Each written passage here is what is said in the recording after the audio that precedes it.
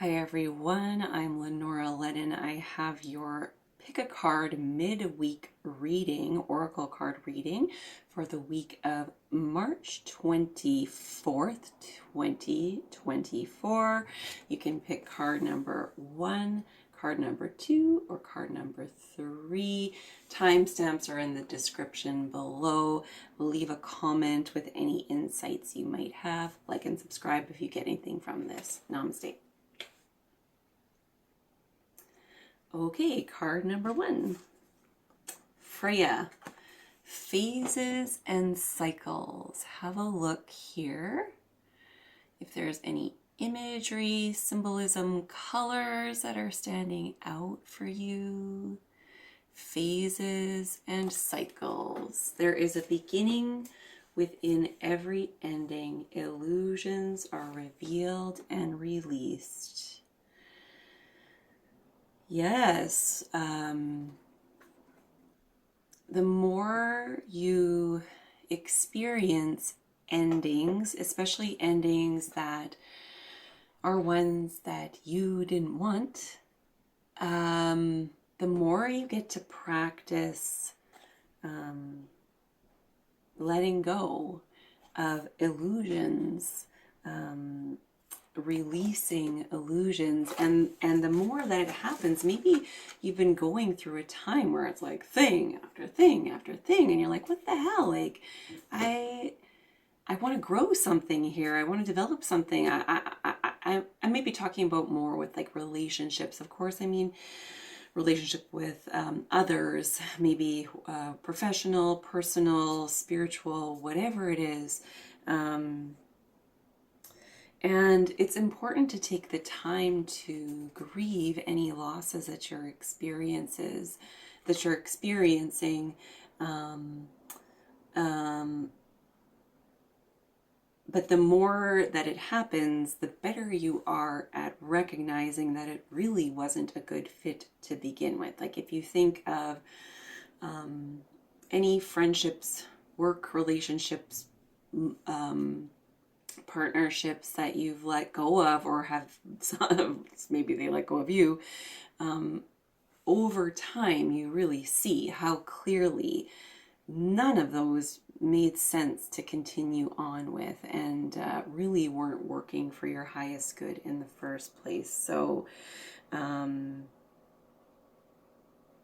that being a theme for your midweek check-in, to be sure that if there are any endings that you are experiencing, to take time to reflect on how that ending is actually a new beginning, and the growth and wisdom that you've experienced for moving forward more fully and with more aliveness, with more awareness about who you really are and what you really need. You with the capital Y. So thank you for the willingness to do the work, to be a stronger stand for love and light and goodness on this planet in whatever unexpected form that might take. If you got anything from this video, hit the like, hit the subscribe. You can check out some of my other videos. I have meditations, some wisdom talking head type videos that might be of interest to you. So thank you. Namaste. Card number 2, people. We have the powerful and huge but loving energy of White Eagle here. So the North American indigenous energy coming from White Eagle, the connection with nature, the natural cycles of nature, is important for you right now. Connecting to your lineage, And, you know, maybe, oh, there's my puppy. Maybe if there's, I mean, likely there's a complicated backstory to your lineage. Sorry, my dog's just being loud right now. I'm getting to practice what I preach here. I've been getting lots of interruptions during this video that I've had to stop, but we're going to keep going. Yeah, exactly. You're going to keep going despite any family history, complicated family history. It can be healed. That wound or pattern can be healed within you. And only you know the steps to take within that. I wouldn't suggest that you will consciously know them right now, but you can start seeking out answers.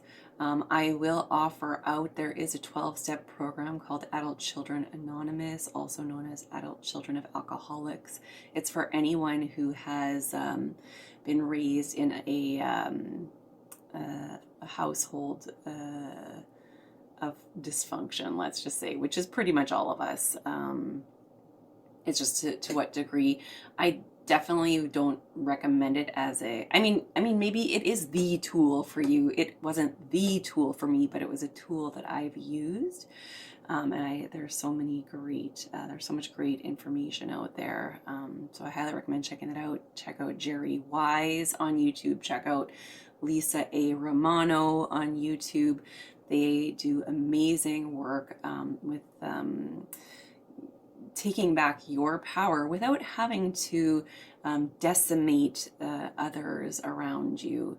You can take your leave in love. Geez, this is the second time I mentioned this, like in this video, I think in the last one, but sometimes there is time where you need to do it unlovingly if it's an extreme situation. Yeah. Have a look here, if there's any colors or just the feeling you get when you look at this image, the power, the stoic, stable presence that emits from this picture. Namaste. Card number 3, people. El Moria. Awakening presence. The universe is with you. Wear a cloak of protection and love. So sometimes what's loving is to protect yourself. There's a lot of discourse around being open-hearted and unconditionally loving. But what I would suggest is those types of things are mainly reserved for yourself. We are all humans, and humans are complicated. Humans can be dangerous for us, and you want to make sure you are first protected and you're operating from a sense of self-love. So if you're dealing with others who are overstepping your boundaries over and over and over again, that is a signal that you need to put up some protections between you and others, and perhaps even remove yourself from the situation completely. And doing that allows you to stay in your presence, even if these other people in all intents and purposes are very loving.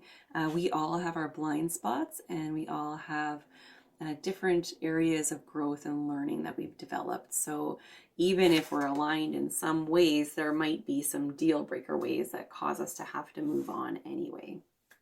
So, and that is only going to help to continue awakening your presence for your next right step.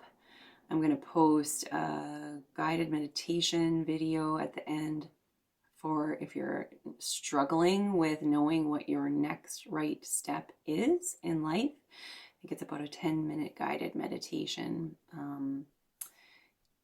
If you, I hope there's not ads on it, but if you're not a premium subscriber, I think sometimes ads can pop up in the guided meditation. So I haven't figured out a way around that yet, but hopefully you can still get something from it. So thank you, thank you, thank you. Namaste.